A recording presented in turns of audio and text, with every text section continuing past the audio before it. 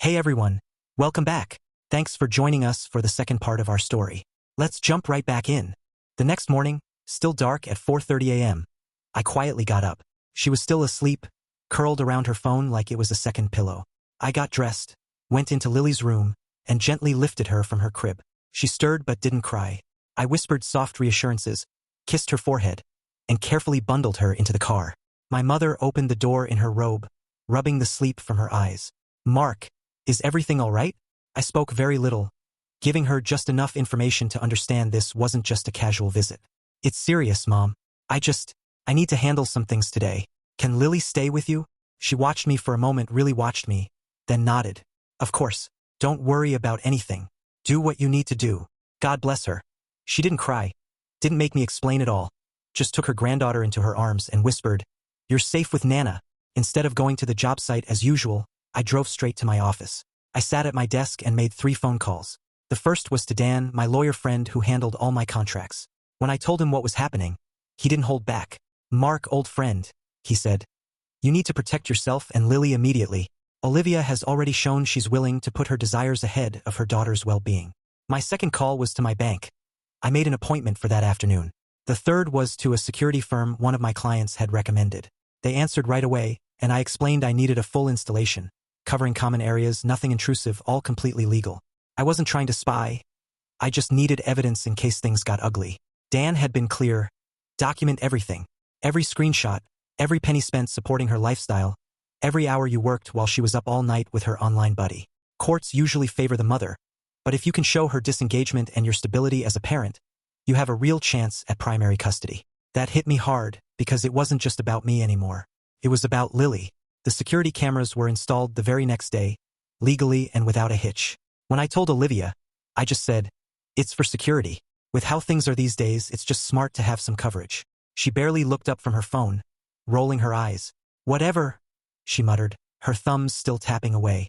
At the bank, I opened a separate account solely in my name. I didn't empty anything out, just transferred a manageable sum. Not enough to trigger any red flags, just enough to ensure I had a financial cushion if things went south quickly. I gathered all our financial records from the past year. Bank statements, credit card receipts, everything. The yoga retreats, the therapy sessions she skipped, the ridiculously expensive juicer she used for 2 weeks, the new wardrobe she claimed was essential for self-discovery. All of it paid for by me. All of it under the excuse of Olivia finding herself. I printed and organized them. Then I started cutting back on my workload. Not drastically, just enough. My 12-hour days became 9 or 10, and I gave more responsibilities to Tom, my foreman. He's sharp and I trust him. This let me be more present at home, where it truly mattered. I picked Lily up earlier, handled drop-offs at my mom's when needed. I wanted to show I was more than just a provider. I was an involved father. Olivia seemed completely oblivious. She'd sleep until 10, come out in pajamas with her phone in hand, and spend half the day FaceTiming or texting. The refrigerator was often empty. I started doing all the grocery runs. It was always me bathing Lily, feeding her, playing with her. I took her to her pediatrician appointments Olivia forgot about twice.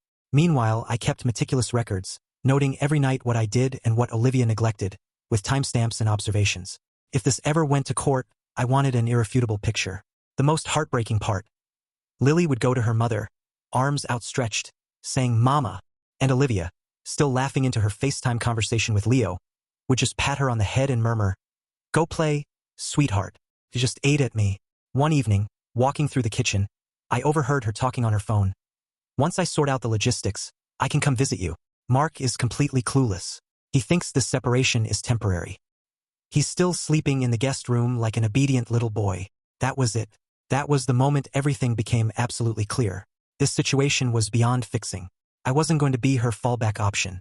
I wasn't going to be her ATM while she experimented with life alongside discount Shakespeare. I scheduled consultations with 3 divorce attorneys, each in a different part of town. I didn't want her to hear about any of it through mutual friends. I finally chose Susan Sharp. She was direct and specialized in father's rights. The moment I walked into her office, I knew she was the right one. I gave her all the information. Photos, screenshots, logs, financial documents. "I've been keeping records," I told her. I didn't want to go into this unprepared. She looked through the binder I'd made, nodding. "You've prepared thoroughly, Mark. Most men react. They don't plan ahead. You're not reacting.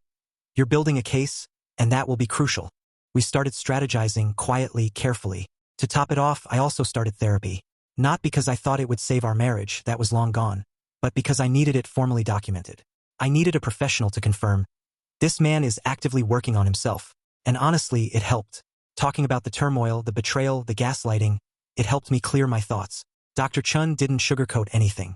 After our third session, she leaned forward and said, Mark, based on your descriptions, Olivia shows classic signs of being in an affair-induced haze. She's reinterpreting your marital history to justify her behavior. She's segmenting her maternal responsibilities to pursue this new excitement. Dr. Chun calmly explained, and she's shifting blame onto you to avoid accountability for her choices. So what do? I asked. Keep documenting, avoid arguments, and prepare yourself for the possibility that she might not snap out of this haze anytime soon, if ever. It was painful to hear. I sat there, staring at her office floor, nodding slowly. But deep down, I knew her words were true. The woman I had married was gone. Or maybe she had never truly existed in the first place and her facade had just fallen away. Either way, my priority was crystal clear. Protect myself and protect Lily from the storm that was coming. As the weeks went on, Olivia's behavior just got worse. More entitled, more disrespectful. It felt like every day she shed another layer of the person I thought I knew, revealing someone colder, lazier, and crueler than I could have imagined. One Sunday, my only day off, she walked into the kitchen while I was cleaning Lily's sippy cups and presented me with a literal list, of household chores. I'm too emotionally exhausted to manage this today, she declared, her voice flat. She was reciting something rehearsed. I've been talking to my life coach. I looked up. You mean that woman from Discord? She ignored me, and she says I need to prioritize my self-care. As the emotionally underdeveloped male partner, you should be taking on more domestic responsibilities. I dried my hands and took the list from her. Mow the lawn, fix the garage door, clean the gutters, handle all laundry, including her delicates, prepare her meals for the week. I scanned it again. Nothing about Lily. Not a single bullet point mentioned our daughter. I let out a brief laugh and handed it back to her. I will manage my half of the parenting and household duties, exactly as I always have, I stated evenly. But I am not your personal attendant. That lit a fuse in her. She erupted into a tirade about the mental burden of motherhood. How I couldn't possibly understand it because of my male privilege. Meanwhile, our daughter sat happily in the playpen I'd put together that morning, cheerfully eating a banana and stacking plastic cups while I prepared her breakfast. What mental burden, Olivia? I inquired, trying hard to stay calm. I handle all of Lily's doctor appointments, do most of the cooking and grocery shopping, and still work 50 hours a week. What exactly are your significant mental exertions? You just don't understand, she shrieked, throwing up her hands and storming off to resume her video chat with Leo. The irony was suffocating. The security cameras I had installed for our safety showed a remarkably clear picture. Olivia spent perhaps 2 or 3 hours a day actually interacting with Lily. The rest was screen time. Either Lily staring at a tablet or Olivia absorbed in her phone, giggling into it during FaceTime calls with the immature guy in Oregon. She even started criticizing my parenting. You're too rough when you play with her, she snapped one evening as I gently tossed Lily into the air and caught her. Lily burst into one of those pure, unrestrained belly laughs that made everything else disappear. My job is just construction, not rocket science, she'd once dismissively declared during an argument, waving her hand. Just construction. Never mind that my just construction business paid every bill she ran up, kept the roof over our heads, provided food, paid for her therapy, the gym membership she stopped using, and the overpriced life coach who told her she was a queen trapped in an unsuitable fairy tale. And don't even get me started on the gym. So narcissistic, she muttered one night when I got back from a workout. You should be helping me instead of obsessing over your body. Helping with what, Olivia? I asked. She never had an answer because I was already managing everything. Cooking, doctor visits, work, playtime, shopping. Her mental acrobatics to portray herself as the overburdened martyr were truly gold medal worthy. This was the same woman who had once told me my work ethic and strength were what first attracted her. Now, she twisted them into flaws, as if being a man capable of framing a house, bearing heavy loads, and completing tasks made me some outdated Neanderthal. Then came the notebook. I walked into the kitchen one afternoon to make Lily's lunch while Olivia was in the bathroom. Her notebook was open on the counter. I know I shouldn't have looked, I admit that, but after everything, the deceptions, the gaslighting, the betrayal, I felt justified. It was a journaling exercise, some nonsense her life coach had given her. 2 columns, ideal partner characteristics versus current reality. Under ideal, she had hastily scribbled, intellectually stimulating, creative and sensitive, understands my emotional needs without explicit explanation, prioritizes meaningful connection over material possessions, sees me as an equal, not solely as a mother/wife, spiritual bond. I swallowed hard and read the opposing column. Under current reality, it stated plainly, regarding me, discusses only work and practical matters, lacks creative pursuits or interests, emotionally unavailable, fails to grasp deeper needs, believes financial provision is sufficient, primarily views me as his child's mother, no spiritual dimension. I stared at it, utterly speechless. What reality was she living in? I had taken up woodworking years ago. Half the furniture in this house was made by my own hands. I personally built Lily's crib. I had tried repeatedly to have conversations beyond work-related topics. I initiated dates she later canceled. I made genuine efforts, real ones. But those didn't fit the story Olivia had constructed. A fabricated version of me. A two-dimensional cutout of a cold, unfeeling man, designed to justify her actions. In her mind, I wasn't the person she'd shared 8 years with, raised a child with, built a home with. I was now just the villain, the emotionally stunted husband, the obstacle between her and her spiritual connection. She walked back into the kitchen then and froze when she saw the notebook in my hand. "Seriously?" she snapped. "You're looking into my private thoughts now? This is exactly why I'm miserable.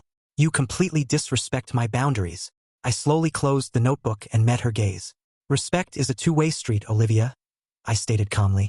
"You've painted me as some unfeeling robot, but that's just not true. That's the story you're telling yourself to rationalize your behavior. You don't understand anything about my feelings. You never have." Olivia spat before turning away. I didn't bother to reply. Arguing was pointless with someone rewriting history to suit her own version of events. Instead, I took Lily's hand and led her to the park, letting her explore the playground while I sat on a bench, trying to understand how the woman I had married had turned into the stranger sharing my home. That evening, she didn't come home until after 11. She claimed to have been with friends, but our phone records showed her location was parked outside a Starbucks for 4 hours, most likely on a call with Leo. She didn't ask about Lily, didn't check on her well-being, instead going straight to the shower, her phone clutched like a lifeline. It was like watching someone I cared about turn into an unrecognizable person, and I was powerless to stop it. For weeks into her break, I came home from the gym and noticed the credit card statement. $600 spent on new clothing Olivia had ordered. I confronted her. "I am entitled to feel good about myself," she asserted, her eyes sharp. "Your constant criticism is another reason I needed this separation." Too tired to argue, I just nodded, went upstairs to shower, and then spent quality time with Lily. She was thrilled to show off her improved block stacking skills. Later that night, Olivia left her laptop open while she was preparing for a bath. A message from Leo appeared. Curiosity completely overwhelmed me. I leaned in closer. They were openly making fun of me. She called me desperate and pathetic for still trying to salvage the situation, meaning continuing to provide for the family and care for Lily. She found my therapy hilarious, writing, "He's so clueless, thinking he can change." Then came the crucial part. "Once I figure out child support and alimony, I can finally come visit you.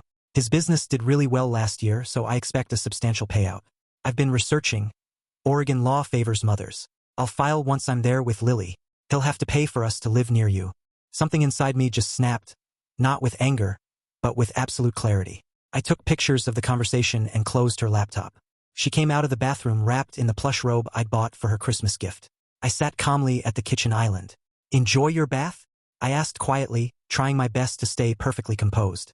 "Fine," she replied, her eyes narrowing, clearly suspicious of my calmness. So I leaned in, keeping my voice even. "I've been thinking about this break you requested, and I agree. We do need to make some changes." Her eyes brightened for a moment, probably anticipating some big romantic gesture, a plea for reconciliation. But I wasn't finished. "I believe it's time we stop this pretense. You want to be with Leo? Then go be with him. You have until the end of the month to move out." Her expression changed rapidly. Shock, then anger. "Move out? This is my home too. And Lily stays with me." I met her stare without flinching. "Actually, this house is only in my name. I bought it before we were married, remember? I have the deed to prove it. And regarding Lily," I declared, my voice cold, "we will let the courts decide who offers the more stable home environment." She presented her ultimate challenge, her voice trembling but fierce. "No judge will take a child from her mother. I'll get full custody, and you'll be lucky to see her every other weekend." I then smiled, a slow, deliberate smile that seemed to unnerve her more than any shouting would have. "You'd be surprised what judges think about mothers who neglect their children for online affairs. I've documented everything, Olivia. Absolutely everything." For the first time, I saw a flicker of fear in her eyes, but she quickly reverted to defiance. You're bluffing. You have nothing. I pulled out my phone and accessed my email, showing her one of the screenshots. Her discussing with Leo her strategy to minimize my parenting time so they could start a new life in Oregon. There's much more where that came from, I stated, including security footage of you ignoring Lily's cries because you were too busy with your illicit conversations. She gasped, her voice sharp. How do you think a family court judge will see that? You've been monitoring me in my own home. My home, I corrected firmly. And yes, I installed security cameras after finding out my wife was planning to transport my daughter across the country to live with some guy she met online. It's totally legal, and it will be extremely compelling viewing for the custody evaluator. She changed her strategy, her voice softening as she reached for my arm. Mark, please, we can work this out. I was just venting to Leo. You know you and Lily are my whole world. I gently removed her hand. Spare me, Olivia. I've seen the real you now, and frankly, I find her quite unlikable. She burst into tears, but I didn't budge. I'd seen enough of her dramatic displays to know those tears were as fake as her sudden declarations of devotion. What do you want from me? She sobbed. I want you to leave. Start your new life with Leo or whoever, I stated firmly. But Lily stays here, in her home, with a parent who puts her needs first. You can't do this to me. I'll fight you. I'll tell everyone what a controlling monster you are. Go ahead, I told her. I have the evidence, as the kids say. Every instance of neglect, every plan to exploit me financially, every lie you've told. Your decision if you want all that made public in court. She stormed off, slamming the bedroom door shut behind her. That night, I actually slept soundly for the first time in weeks. The weight of indecision finally lifted from my shoulders. The next few weeks were a whirlwind of her alternating between threats and crying. One day she would scream about taking everything I owned. The next, she would sob about still loving me and how Leo was just a mistake. I stayed calm through it all, which only made her more frustrated.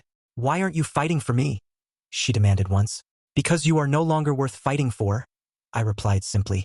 The woman I loved wouldn't have done any of this. She tried to turn friends against me with made-up stories of emotional abuse and controlling behavior.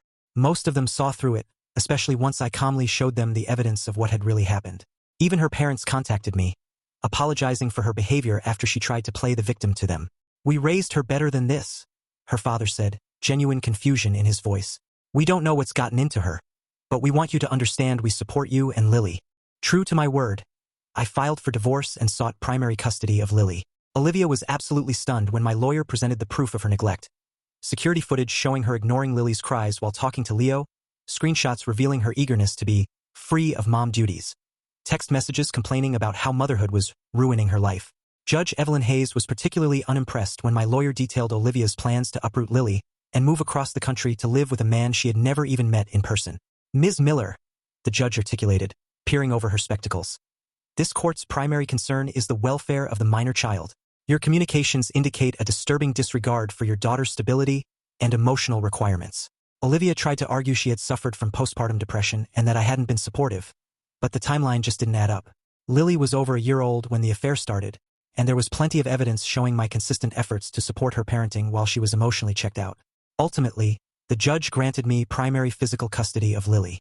Olivia received supervised visitation only after she could demonstrate stability and genuine commitment to parental duties. No alimony was awarded. Our marriage had been short, and she was capable of finding employment. Child support from her would be determined once she secured a job. The day Olivia was required to move out, reality finally hit her. Leo, her supposed Prince Charming, had been noticeably silent as the divorce proceedings went on. His numerous daily messages had shrunk to just a few sporadic check-ins. It turned out he had ghosted her once he realized she wouldn't get a huge divorce settlement to fund his gaming habits. She stood in the living room, looking bewildered among the few boxes of personal belongings she planned to take. I offered her anything she wanted from the house, but she showed no interest in practical items. Mark, please, she pleaded, tears streaming down her face. I made a terrible mistake. I was struggling with depression after Lily's birth and just lost my way. We can fix this. I'll go to therapy. I'll delete all my accounts. I'll become the wife you deserve. There's nothing to fix, Olivia, I stated quietly but firmly. I deserve a partner who sees my hard work as an expression of love, not something to exploit. Lily deserves a mother who values her more than online validation. She collapsed into childlike weeping. But where am I supposed to go? What am I supposed to do? Your parents offered you a place to stay until you find work, I responded. As for your next steps, that's your decision. For the first time in years, your choices are your own, as is the accountability for them. She left that day with her parents, who arrived to help her move. Both of them looked at me with sorrowful, apologetic expressions as they loaded her things into their SUV. I felt no satisfaction in her distress, just a hollow sense of relief that the ordeal was finally finished. 2 months later, Olivia contacted me in tears. I barely recognized her voice. She sounded completely shattered. "Mark," she sobbed. My romantic fantasy turned into a nightmare. She recounted begging her parents for a loan to buy a plane ticket and actually flying out to meet Leo. She had drained a small savings account she had, mostly money I had given her for emergencies, ignoring all my warnings and her parents' pleas. "I was convinced he was my soulmate," she stated. "He wasn't who he claimed to be." She broke down again. "When I got there, he treated me like just another woman he'd met online. He took the rest of my money, nearly $3,000, claiming it was for our shared living space, then vanished for days. He returned drunk. When I confronted him, he just laughed in my face, said I was just a desperate housewife he'd been amusing himself with, and told all his friends I was easy and pathetic. Olivia had managed to find a small apartment back here but couldn't afford the rent past the first month. Leo had blocked her everywhere after financially draining her. The Discord companions who had once given her so much support disappeared when she needed real help instead of just validation. She struggled to find a decent-paying job after being out of the workforce for so long. "I made the biggest mistake of my life," she wept. "I threw away everything good for a complete lie. Please, Mark, I know I don't deserve it, but can we try to reconcile? For Lily? For us? I'll do anything to make things right. I miss our family. I miss you." Part of me felt pity for her, but a larger part remembered her schemes to use me, to ridicule me, and to try to take my daughter away. "I will help you find resources," I stated finally. "For Lily's sake. Her mother needs to be stable. But that's the limit of my help. You made your decisions, and actions have consequences." "You can't mean that," she whispered. "After everything we've been through." "That's exactly it, Olivia. We've been through hell, but you're the one who dragged us there. I am finally finding peace. Lily is thriving now. I will not jeopardize that again." When Olivia completely broke down, despite everything, I felt a familiar pang of past affection. But I had learned. Her tears had always been her most powerful weapon. "I can suggest some job placement services," I offered, keeping my tone gentle but firm. "And I know an apartment complex with reasonable rents. But my assistance goes no further." She looked at me, desperation in her eyes. "Can I at least see Lily more? The supervised visits, they're so impersonal." I slowly shook my head. "Let's first see your progress in establishing stability. Lily needs consistency, not someone who might disappear again when the next Leo shows up." That hit her deeply, and I saw the fight drain from her face. It needed to be said. She had shown me exactly who she was, and I believed her. Today, my daughter lives with me 80% of the time. I've reduced my work hours to spend more quality time with her, entrusting greater responsibility to my foreman, Tom, whom I've even made a junior partner. I converted the home office into an impressive playroom for Lily, featuring a reading nook, an art station, and enough stuffed animals to populate a small zoo. Olivia is gradually stabilizing, attending therapy, and working a retail job. She now sees Lily regularly but understands she must earn back trust. Our interactions are civil, occasionally even cordial, yet an unbreachable barrier exists between us. She was the one who built it. As for me, I'm dating Chloe, a pediatric nurse. Our paths crossed at one of Lily's checkups. She finds my dedication to my daughter and my strong work ethic appealing, not characteristics to mock. Chloe values the life I've built instead of comparing it to idealized online fantasies. She genuinely asks about my day and actively listens to my responses, even when the topics involve concrete mixes or zoning regulations. The first time Chloe visited for dinner and saw my woodworking workshop in the garage, she posed thoughtful questions about the coffee table I was crafting. Olivia had previously dismissed that same hobby as tedious and unproductive during our marriage. Sometimes, the most profound retribution isn't making someone suffer. It's cultivating a superior life while they confront the reality of what they squandered. I truly dodged a bullet. Thanks for watching. If you enjoyed this video, don't forget to like, comment, and subscribe for more stories like this. See you next time.